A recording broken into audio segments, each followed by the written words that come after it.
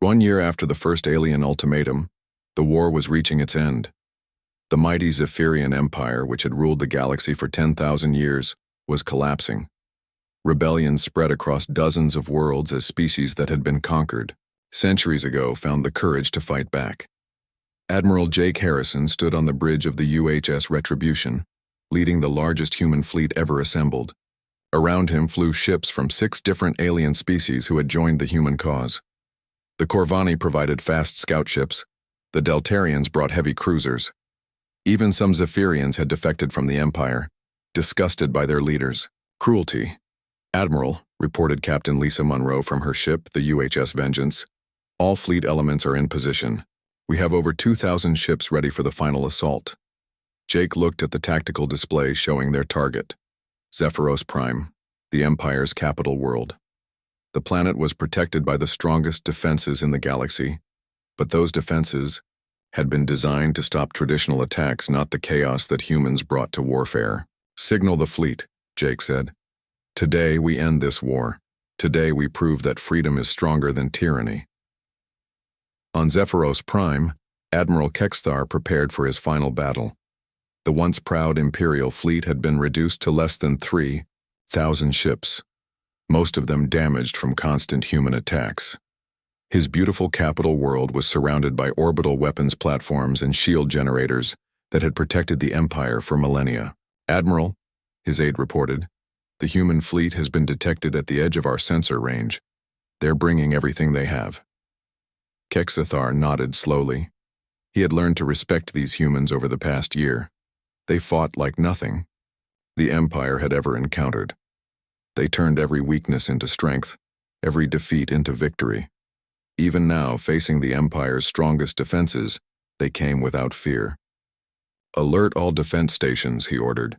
"Today we make our final stand." The battle began at dawn, Zephyros Prime Time. The human fleet, led by Admiral Harrison, approached the capital world in a formation that confused Imperial tacticians. Instead of the careful battle lines that civilized species used, the humans came in scattered groups that seemed to have no coordination at all. "They're making a mistake," observed War Marshal Velthak, who had been brought back to defend the capital despite his failure at Europa. "Their formation is chaos. We can defeat them in detail, but Admiral Kexthar had learned better." "No," he said quietly. "That chaos is their strength. They're forcing us to fight on their terms." The battle proved him right. When Imperial forces concentrated on one human group, 3 others would attack from unexpected directions. When alien weapons targeted human warships, converted civilian vessels would slip through the defenses and strike vital targets. Captain Tony Rodriguez led his raiders straight at the planet's main shield generator.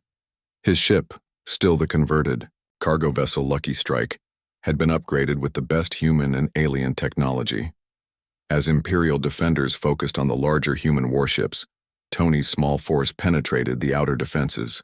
"This is for every world the Empire destroyed," he said as his ship's weapons tore through the shield generator's armor. Dr. Helen Wright had spent months preparing for this moment. Working with alien defectors, she had learned the location of every vital system on Zephyros Prime. When the planet's shields failed, human forces knew exactly where to strike. "Target the command centers," she broadcast from her mobile laboratory ship. "Cut off their ability to coordinate the defense."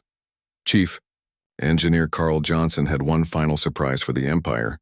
He had taken their own gravitational weapons and improved them beyond anything the aliens thought possible. When his modified gravity bombs struck the orbital defense platforms, they simply collapsed into themselves, leaving gaps in the Imperial defenses.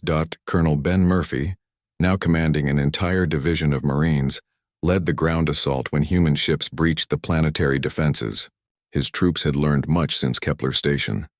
They moved with the precision of elite soldiers but fought with the creativity that made humans unique. "Remember," he told his Marines as their dropships descended toward the capital city, "we're not here to conquer. We're here to liberate." The fighting in the streets of Zephyros Prime was fierce but brief. The Empire's ground forces, trained to suppress rebellions by terrorizing civilians, were unprepared for humans who fought to protect the innocent. Many alien soldiers simply surrendered rather than face Marines who seemed to appear from nowhere and strike without warning. As the battle raged around the capital, Admiral Kexthar made a decision that shocked his staff. He ordered his personal guard to stand down and walked alone to meet Admiral Harrison, who had landed with the Marine Assault Force. The two commanders met in the ruins of the Imperial Palace.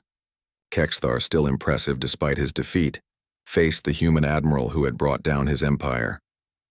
"I request personal combat," Kexthar said, following ancient Zephyrian tradition. "Victor take all." Jake Harrison looked at the alien warrior, who stood twice his height and was armed with weapons that could cut through steel. By all logic, this was suicide. But Jake understood something that Kexthar didn't. This wasn't about personal combat anymore. "I accept," Jake said, "but not for conquest. For peace." The fight was brutal, but short. Kexthar was a warrior, trained in centuries of combat, but Jake fought with the desperation of someone defending his entire species. When it ended, both commanders lay wounded on the palace floor.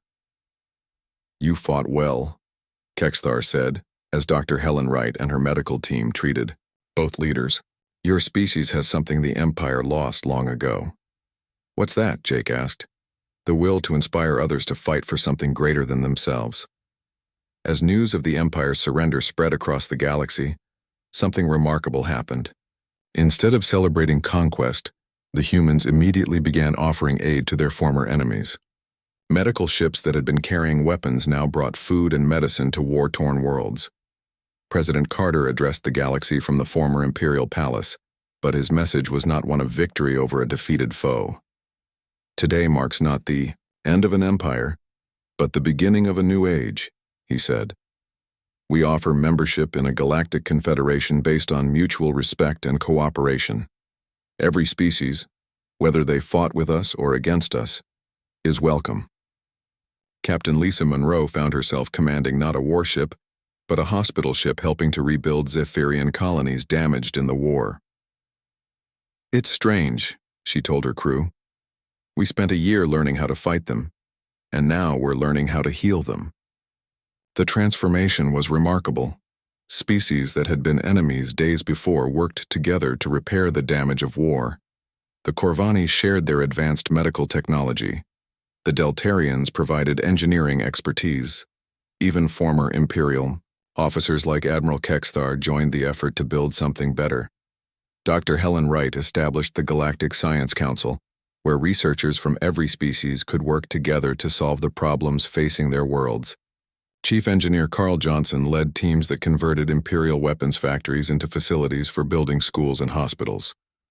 Colonel Ben Murphy found his Marines serving as peacekeepers and disaster relief workers, helping former Imperial worlds establish democratic governments. "Turns out," he told his troops, "building peace is harder than winning wars." 6 months after the Battle of Zephyros Prime, Admiral Jake Harrison stood on the observation deck of the UHS Defiant, now serving as the flagship of the Terran Federation, Navy. Through the windows he could see ships from dozens of species working together to explore uncharted regions of space. "Admiral," Captain Lisa Monroe approached with a datapad. "We're receiving requests from 47 star systems asking to join the Federation. Apparently our reputation for keeping our promises has spread." Jake smiled as he watched a mixed crew of humans and aliens preparing a science vessel for launch. The ship would explore distant galaxies, looking not for worlds to conquer but for new life to befriend. "You know what the best part is?" he said to Lisa. "We proved that the galaxy doesn't have to be ruled by fear. People can choose cooperation over conquest."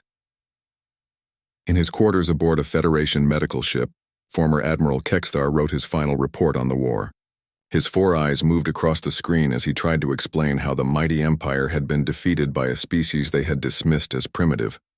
"The humans taught us that true strength comes not from the ability to destroy, but from the courage to defend what you believe in," he wrote. "They fought not for conquest but for the right to exist. In the end, that made all the difference." The war that began with an ultimatum to flee had ended with an invitation to stay. Humanity had not. only survived the Empire's attempt at extermination. They had transformed the galaxy into something better. The age of tyranny was over.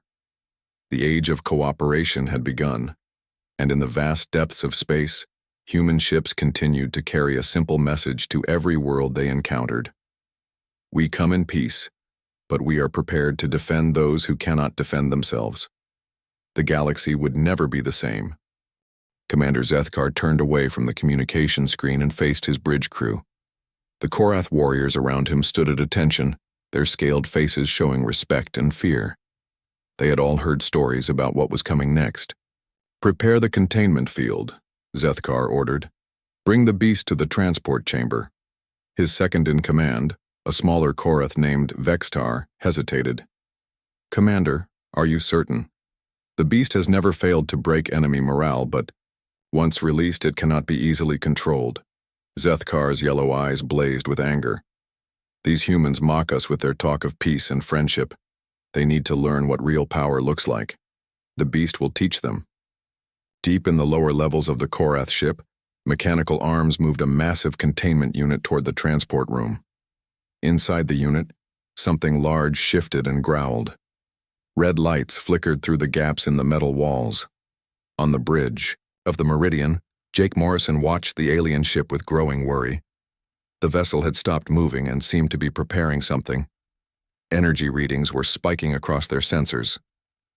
"Captain," Amy Collins said from her science station, "they're powering up some kind of transport system. It looks like they're going to send something over to our ship." Pete Hansen checked his communications equipment. "Should I try to contact them again, sir?" Jake shook his head. "I don't think Commander Zethkar is interested in talking anymore." Maya. Thompson moved to her security console. "Captain, I'm reading massive energy buildup in their lower decks. Whatever they're planning, it's big." The transport beam from the Korath ship hit the Meridian's cargo bay with a flash of blue light.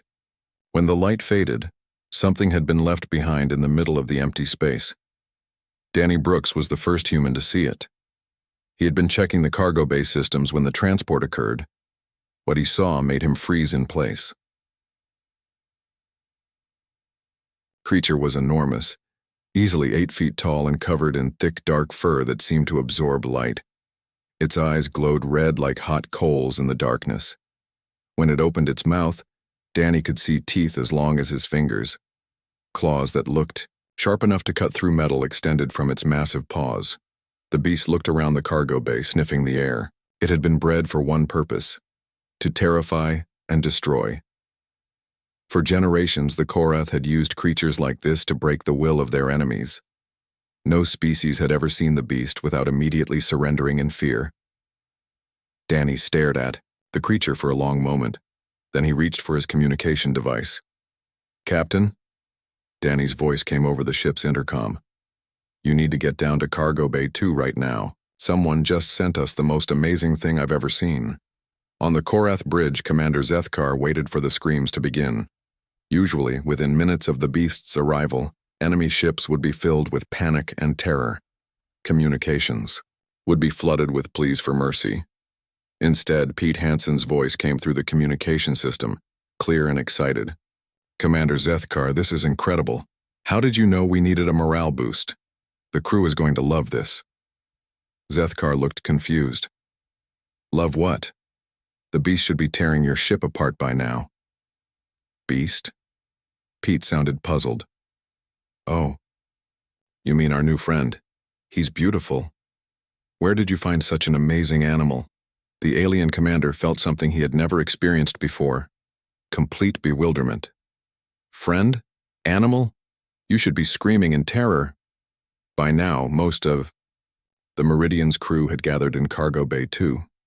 The beast stood in the center of the room, surrounded by humans who were making soft, happy sounds. "Look at that gorgeous fur," Lisa Park said, reaching slowly toward the creature. "It's so thick and shiny." Amy Collins had her scanning equipment out. "The bone structure is fascinating. This species must have evolved from pack hunters. See how intelligent those eyes are?" The beast tilted its massive head, watching the humans approach. This was not what usually happened. Normally, creatures ran away screaming when they saw it. These soft beings seemed to be moving closer instead. Chris Walker knelt down a few feet away from the beast. "Hey there, big guy. You're pretty impressive, aren't you?" The creature took a step toward Chris. The human didn't run. Instead, he smiled and held out his hand. "It's okay," Chris said gently. "We're not going to hurt you." The beast sniffed Chris's hand carefully. The human smelled different. From the Karath, there was no fear scent, no aggression, just curiosity and something else the beast had never encountered before. Jake Morrison entered the cargo bay and stopped short when he saw the scene. His crew was surrounding what was clearly a dangerous predator, but instead of being afraid, they looked delighted. "Captain," Amy said without taking her eyes off the creature, "this is the most remarkable xenobiological specimen I've ever seen. The muscular development alone suggests incredible strength, but look at those eyes, there's definite intelligence there." Maya Thompson approached from the other side. As security chief, she should have been worried about the obvious danger. Instead, she found herself fascinated by the creature's grace and power. "He's magnificent," Maya said softly.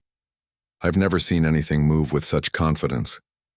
The beast heard the tone in Maya's voice. It was the same tone the other humans used, soft and warm and without threat. The creature had been raised in fighting pits, trained to kill and destroy. But these beings seemed to want something completely different. Danny Brooks appeared with a food tray from the mess hall. "I thought he might be hungry after that transport." The beast smelled the food and moved toward Danny. The human held out a piece of synthesized meat. The creature sniffed it carefully, then took it with surprising gentleness, being careful not to let its claws touch Danny's fingers. "Good boy," Danny said automatically, the way humans had been talking to animals for thousands of years. The beast's ears perked up at the tone. Something deep inside its genetic memory responded to that sound. Its ancestors, before the Korath had captured and bred them for war, had lived in packs. They had known cooperation and affection.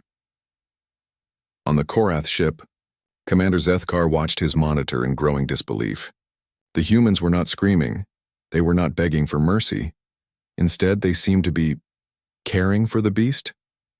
"This is impossible," Zethkar muttered. "No species has ever reacted this way to the beast." Vextar leaned closer to his commander. "Sir, perhaps these humans are using some form of mind control. How else could they pacify our ultimate weapon?" Zethkar stared at the screen, watching as one of the humans actually reached out and touched the beast's massive head. The creature, instead of attacking, seemed to lean into the touch. "Contact the humans," Zethkar ordered, his voice shaking with confusion.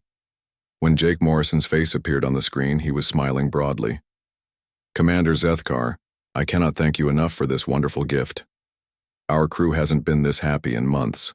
What kind of diplomatic present would you like in return?" Commander Zethkar stared at the communication screen with his mouth hanging open.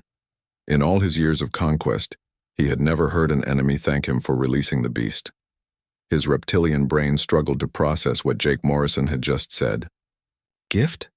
Zethkar repeated slowly. "You think the Destroyer of Worlds is a gift?" Jake's smile grew even wider. "Destroyer of Worlds? What a dramatic name. Though I think he's more of a gentle giant, don't you?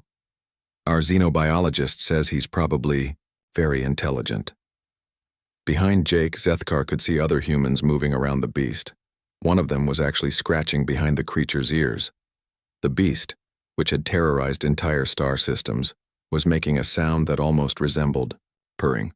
"This cannot be happening," Zethkar whispered to himself. Vextar moved closer to his commander. "Sir, should we transport the beast back to our ship?" "No," Zethkar snapped. "I need to understand what these humans are doing. No species has ever reacted like this." In the Meridian's cargo bay, the crew had completely surrounded the beast. Amy Collins was taking detailed scans while Lisa Park examined its teeth and claws with obvious fascination rather than fear. "The dental structure suggests an omnivorous diet," Amy said, making notes on her datapad. "Though these canines indicate it could certainly handle large prey if needed."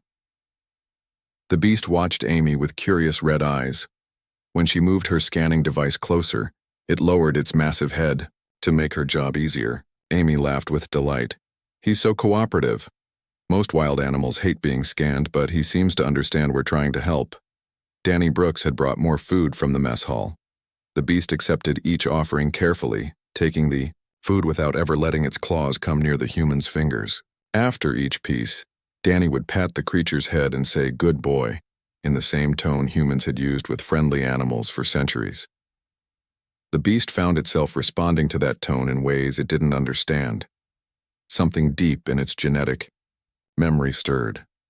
Before the Korath had bred its species for war, they had been pack animals. They had known cooperation, loyalty, and something the beast was only now beginning to recognize as affection. Chris Walker sat down on the floor near the beast's front paws. The creature was so large that even sitting, Chris only came up to its shoulder. But instead of being intimidated, Chris seemed completely relaxed. "You know what?" Chris said to the others. "I think he needs a name. We can't keep calling him the Beast." "That's not very friendly," Maya Thompson nodded. "You're right, what about Rex? He's certainly big enough to be a king." "How about Shadow?" suggested Lisa Park. "Look at that beautiful dark fur." The beast's ears twitched at each name. It was beginning to understand that these sounds were meant for it specifically. The Korath had only ever called it beast, or weapon, or destroyer. These new sounds felt different. Warmer. Pete Hansen's voice came over the intercom. "Captain, Commander Zethkar is requesting another communication." Jake patted the beast's massive shoulder. "I'll be right back, big guy. Don't let these people spoil you too much while I'm gone." The beast watched Jake leave, then turned its attention back to the other humans. Danny was showing it different types of food, while Amy continued her scans. The creature found itself relaxing in a way it never had before. On the bridge, Jake faced the communication screen again. Commander Zethkar looked even more confused than before. "Human Morrison," Zethkar began. "I must know what mind control techniques your species uses. How have you pacified the beast so quickly?" Jake looked genuinely puzzled. "Mind control? Commander, we don't use any kind of mind control. We're just being friendly." "Friendly?" Zethkar's voice cracked slightly. "That creature has destroyed cities. It has made entire armies flee in terror. It cannot be friendly." "Well, he seems pretty friendly to us," Jake said calmly. "My crew is already getting attached to him. I hope you don't mind if we keep him around for a while. It gets lonely out here in deep space." Zethkar turned to his bridge crew. Several Korath warriors were watching the monitors that showed the cargo bay. Their expressions ranged from confusion to something that might have been awe. "Commander," one of them said quietly, "the beast appears to be playing." On the monitor, they could see Chris Walker had found a large metal ball used for cargo securing. He rolled it across the floor and the beast chased after it, bringing it back and dropping it at Chris's feet. Again. Chris laughed and rolled the ball in a different direction. The beast bounded after it with obvious joy. Its massive paws made thundering sounds on the metal deck, but its movements were careful and controlled. It never knocked over any of the humans or damaged any equipment. Zethkar watched this scene with growing horror. The ultimate weapon of the Korath Empire was playing fetch. "This is a disaster," he muttered. "How will I explain this to the High Command?" Vextar cleared his throat nervously. "Sir, perhaps we should try a different approach. The humans seem to respond well to diplomatic gestures. Maybe if we offered them something else?" "Like what?" Zethkar snapped. "Our entire military doctrine is based on fear and conquest. We don't have diplomatic gestures." Meanwhile, in the cargo bay, the beast was discovering new experiences every minute. Maya Thompson had found some spare fabric and fashioned it into a simple collar. The beast allowed her to put it around its neck, then seemed proud of this new decoration. "Now you look official," Maya said, adjusting the makeshift collar. "Every ship's mascot needs proper identification." Lisa Park was examining the beast's paws. "These claws are incredibly sharp, but look how careful he is with them. He's deliberately keeping them retracted so he doesn't scratch anyone." Amy Collins looked up from her data pad. The intelligence readings are off the charts. This species is definitely sentient. I think he understands everything we're saying. The beast tilted its head at Amy's words. It was beginning to pick up human speech, patterns, the soft tones, the way they looked at each other, the gentle touches. All of it was so different from the harsh commands and painful training of the Korath. Danny approached with a bowl of water. The beast sniffed it, then began to drink. When it finished, it looked at Danny expectantly. "You want more?" Danny asked. The beast made a soft sound, almost like a whine. Danny laughed and refilled the bowl. "Smart and polite," Danny said approvingly. "I like this guy already." Captain Morrison returned to the cargo bay to find his crew completely comfortable around their massive guest. The beast was lying on its side while several crew members sat nearby, some actually leaning against its warm fur. "How's our new friend doing?" Jake asked. "Wonderful," Amy replied. "I've been running behavioral tests, and he's showing remarkable social intelligence. Watch this." She pointed to different crew members and said their names. The beast's head turned to look at each person as they were named. "He's learning our names already," Amy continued. "And look at this." She held up her hand in a stopping gesture. The beast immediately sat down and waited. Jake was impressed. "That's incredible. He's been here less than 3 hours and he's already responding to commands." Chris Walker grinned. "Commands? I think you mean requests. He's doing this because he wants to, not because he has to." The beast seemed to understand. It was being praised.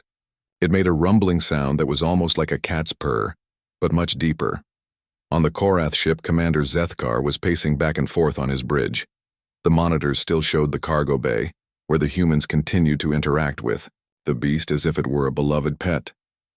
"Sir," Vextar said carefully, "the other commanders are requesting a status report. They want to know when the humans will surrender." Zethkar stopped pacing and stared at the monitor.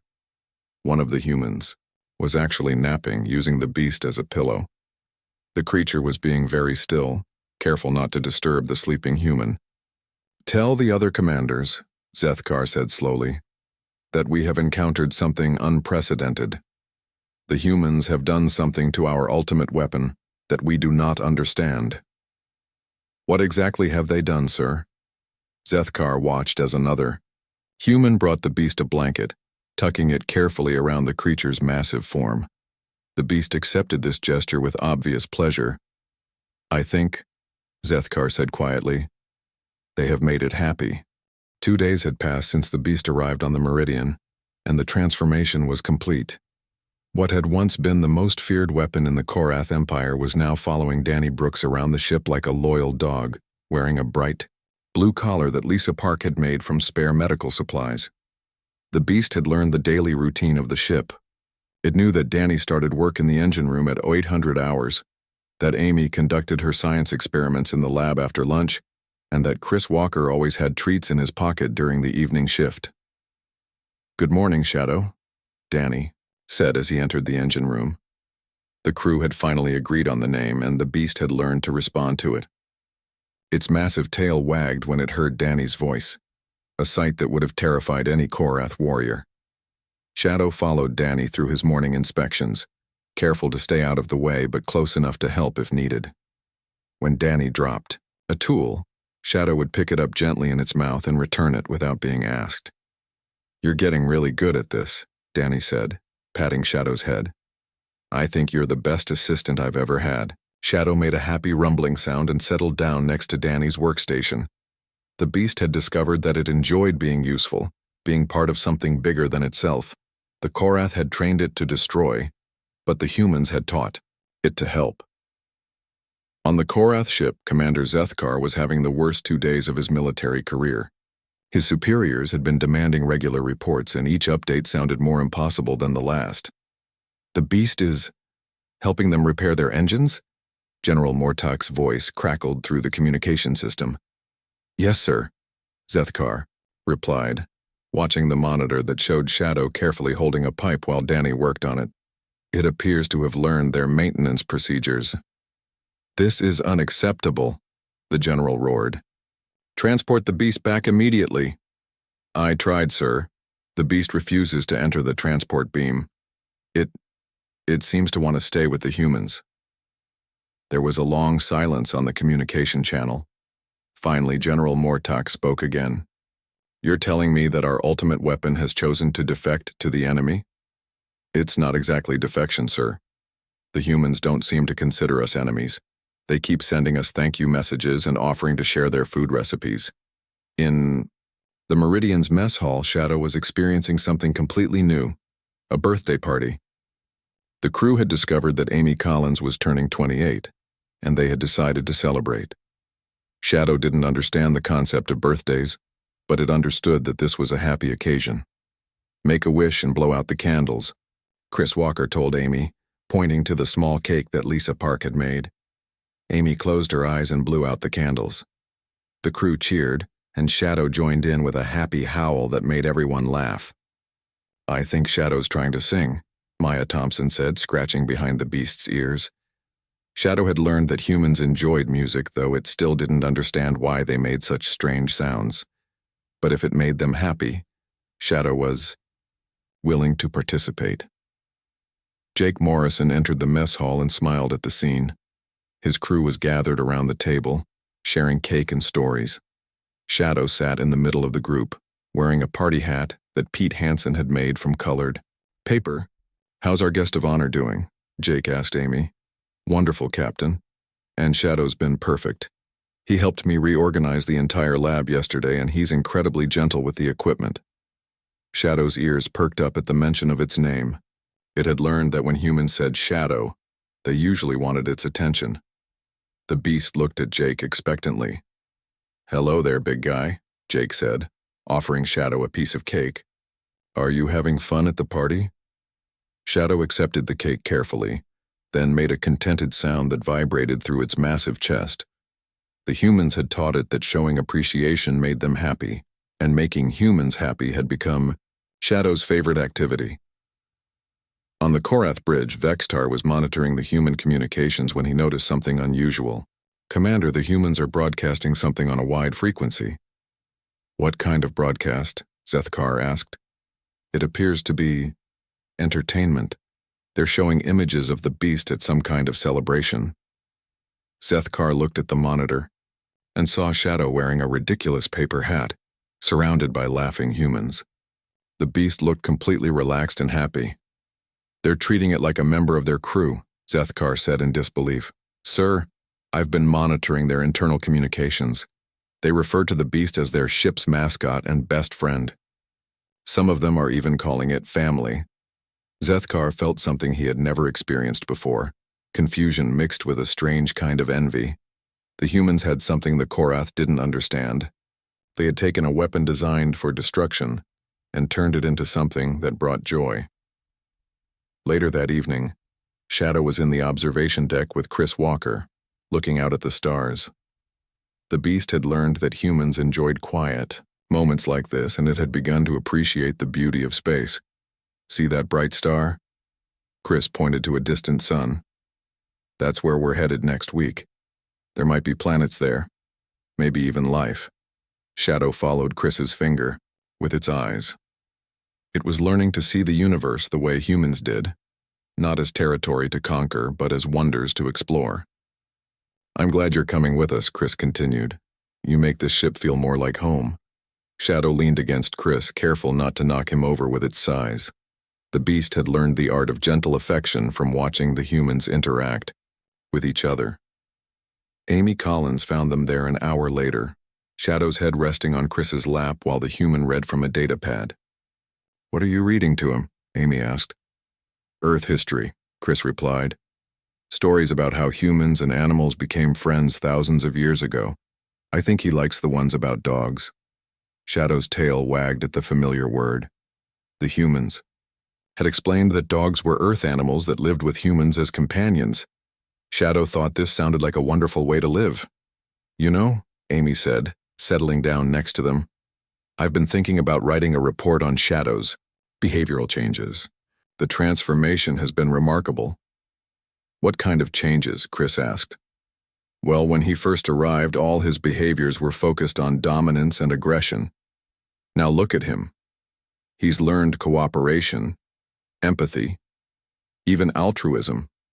Yesterday, I saw him share his food with one of the maintenance robots. Shadow made a questioning sound, recognizing that they were talking about it. She's saying you're a very good boy, Chris explained, scratching Shadow's chin. The beast purred with contentment. It had learned that being called a good boy was one of the highest compliments humans could give. On the Korath ship, 3 more commanders had arrived to witness the impossible situation. They watched the monitors in stunned silence as Shadow helped the humans with their evening duties. I don't understand, Commander Crixon said. The beast should be rampaging through their ship. It should be tearing them apart. Instead, it's helping them organize their storage compartments, Zethkar replied wearily. How is this possible? Asked Commander Veltar. We've used the beast against dozens of species. It has never failed to terrorize them into submission. Zethkar watched as Shadow carefully lifted a heavy crate that Danny couldn't handle alone. The beast placed it exactly where Danny pointed, then waited patiently for the next task. I think, Zethkar said slowly, that we never understood what the beast really wanted. We assumed it wanted to fight and destroy because that's what we trained it to do. But maybe it just wanted to belong somewhere. The other commanders stared at him. The idea that a weapon might have its own desires was completely foreign to Korath. Thinking, you're saying the beast chose them over us? Commander Crixon asked. Look at it. Zethkar pointed to the monitor. Shadow was now helping Lisa Park in the medical bay, carefully holding instruments while she worked. When has it ever looked that content in our service? The commanders watched in silence as Shadow gently assisted with a routine medical procedure. The beast's movements were precise and careful, showing none of the aggressive behavior they had trained into it. The humans have done something to it, Commander Veltar insisted. They have some kind of power we don't understand. Yes, Zethkar agreed. They have the power to make others happy. 1 week after Shadow's arrival, everything changed. The Meridian sensors detected 3 more Korath ships approaching at high speed. These were not exploration vessels like Zethkar's ship. These were massive warships, built for destruction. Captain Jake Morrison stood on the bridge watching the approaching fleet on his main screen. Shadow sat beside his command chair, sensing the tension in the air. The beast had learned to read human emotions, and it could tell that Jake was worried. Captain, Pete Hansen said from his communication station, the lead ship is hailing us. Put them through, Jake replied. The face that appeared on the screen was even more intimidating than Commander Zethkar. This Korath had darker scales and scars across its face. Its yellow eyes burned with anger. I am Admiral Thexmore of the Korath Imperial Fleet, the alien said. You will surrender the beast immediately and prepare to be taken as prisoners. Jake stood up, with Shadow rising beside him. The beast was no longer the terrifying weapon it had once been, but it was still impressive. Its presence seemed to calm Jake. Admiral Thexmore, I'm Captain Jake Morrison. I'm afraid there's been a misunderstanding. We're not holding Shadow prisoner. He's free to leave whenever he wants. Shadow? The Admiral's voice was filled with disbelief. You have named the Destroyer of Worlds? Well, yes. He needed a proper name. Shadow suits him, don't you think? Shadow made a happy sound at hearing its name. It had learned that humans used names to show affection and respect. Being called Shadow instead of beast or weapon made it feel valued. Admiral Thexmore looked confused. Behind Jake, he could see other humans going about their normal duties. They seemed completely calm, even with a Korath war fleet approaching. Where is Commander Zethkar? The Admiral demanded. He's right here, Jake said. Would you like to speak with him? A second screen appeared showing Zethkar on his bridge. The younger commander looked embarrassed and nervous. Admiral, Zethkar began. The situation is more complicated than our reports indicated. Complicated? You released our ultimate weapon a week ago. Where are the human prisoners? Where are their surrender documents? Zethkar glanced at his monitors, which still showed the Meridian's cargo bay. Amy Collins was there with Shadow, teaching the beast how to play a human game called chess. Shadow was surprisingly good at it. Sir, the humans have done something unprecedented. They have made the beast happy. Admiral Thexmore's scales darkened with anger. Happy? It's a weapon, not a pet.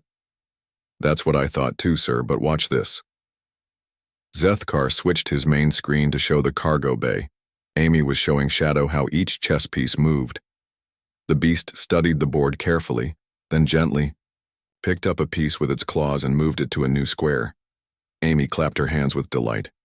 Excellent move, Amy said. You're learning fast. Shadow made its rumbling purr sound and wagged its tail. The sight of the most feared creature in the Korath Empire wagging its tail like a happy animal was too much for Admiral Thexmore. This is impossible, the Admiral roared.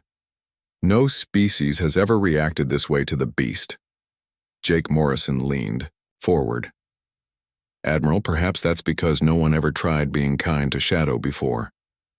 Have you considered that he might prefer friendship to fear? Friendship? Admiral Thexmore spat. The Korath Empire was built on strength and conquest. We don't do friendship. Maybe you should try it, suggested Maya Thompson, who had just entered the bridge. Shadow's head turned toward her voice, and its tail wagged faster. Shadows taught us a lot about loyalty and trust this week. On his ship, Admiral Thexmore was receiving reports from his other commanders. They had all been watching the human ship, trying to understand what had happened to their ultimate weapon.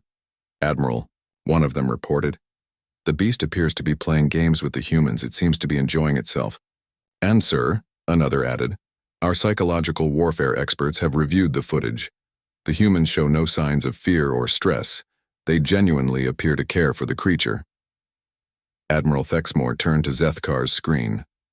Commander, I want you to transport the beast back to your ship immediately. I tried that yesterday, sir. Shadow won't enter the transport beam, and when I ordered my crew to force it, the humans asked us very politely not to upset their friend. Their friend? Admiral Thexmore's voice cracked. Jake Morrison spoke up. Admiral, why don't you come aboard our ship? See for yourself how Shadow is doing. I think you'll be surprised. Absolutely not. This is clearly some kind of human trick. No. Trick, Jake said calmly. Just hospitality. We'd be happy to show you around, introduce you to the crew. Shadow would probably like to meet you too. At the mention of meeting new people, Shadow perked up. It had learned that humans enjoyed meeting others, and Shadow had begun to share this curiosity about strangers. Admiral Thexmore found himself staring at the beast through the monitors. Shadow was now helping Danny Brooks repair a damaged wall panel, holding tools and following instructions with obvious intelligence and care. This makes no sense, the Admiral muttered. The beast was bred for war. It should be incapable of whatever this is. Commander Zethkar cleared his throat. Admiral, I've been thinking about this for days. Maybe the beast was never truly a weapon. Maybe it was just a very intelligent creature that we forced to fight. Don't be ridiculous. But sir, look at how quickly it learned human behaviors. Look how gentle it is with them. Weapons don't learn to be gentle. On the Meridian, Shadow was now in the mess hall with the crew, enjoying what humans called dinner time. Lisa Park had prepared a special meal for the beast, and it ate carefully, using the table manners the humans had taught it. See how he waits for everyone to sit down before he starts eating? Chris Walker pointed out to the Admiral through the communication link. That's not programmed behavior. That's learned courtesy. Admiral Thexmore watched as Shadow noticed that Pete Hansen had dropped his fork. The beast immediately picked it up and handed it back, receiving a grateful pat on the head in return. The creature shows empathy, Amy Collins explained to the screens, knowing the Korath were watching. It notices when we need help and offers assistance without being asked. Yesterday, it spent 2 hours comforting Danny when he was feeling homesick. Comforting? Admiral Thexmore repeated weakly. Shadow's very good at sensing emotions, Danny Brooks said, appearing on camera. When I was sad about missing my family on Earth, he just sat with me. Didn't try to fix anything, just kept me company. That's what good friends do. Shadow looked up at the mention of friendship, then nuzzled Danny's shoulder gently. The gesture, was so obviously affectionate that even the Korath commanders fell silent. Admiral Thexmore realized that something fundamental had changed. For generations, the Korath had ruled through fear and strength, but these humans had done something the Empire had never considered. They had ruled through kindness. "Admiral," Jake Morrison said quietly, "what if we could teach your people what we've learned? What if there was a way for the Korath Empire to grow stronger through cooperation instead of conquest?" Cooperation? The word felt strange in the Admiral's mouth. Think about it. You have incredible technology and military organization. We have exploration skills and diplomatic experience. Shadow has shown us that very different species can work together beautifully. Shadow seemed to sense it was being discussed. It moved to the center of the mess hall where all the cameras could see it, then sat down and waited patiently. Its posture was calm and confident, showing none of the aggressive behavior the Korath had trained into it. "Look at him," Jake continued. "He's not our prisoner or our weapon. He's our friend and colleague. He's chosen to stay because he's happy here. Isn't that the kind of loyalty every leader dreams of?" Admiral Thexmore found himself staring at Shadow with new eyes. The creature looked content in a way he had never seen before. Its red eyes, which had once burned with rage, now glowed with what could only be called peace. "What exactly are you proposing?" the Admiral asked slowly. "Cultural exchange," Jake replied. "Some of your people could visit our ship, meet Shadow, see how we work together. Some of our people could visit yours, share our knowledge. We could learn from each other." Commander Zethkar leaned forward on his screen. "Admiral, the humans have shown us something our military academies never taught. They've shown us that making others happy can be a form of strength." Admiral Thexmore was quiet for a long moment. Then he asked the question that would change the galaxy. "Commander Zethkar, in your honest opinion, does the beast look happier now than it ever did in our service?" Zethkar looked at his monitors. Shadow was now playing gently with Chris Walker's daughter, who had appeared via video call from Earth. The beast was being incredibly careful with the small human, and its tail wagged constantly. "Yes, sir," Zethkar said quietly. "Shadow looks like it has found its true purpose." Admiral Thexmore made a decision that would be remembered in Korath history forever. "Very well, Captain Morrison. I accept your proposal for cultural exchange. But I have one condition." "What's that?" "I want to meet this Shadow personally. I need to understand what you have done to our most feared weapon." Jake smiled. "I think Shadow would like that very much, Admiral. When would you like to come aboard?"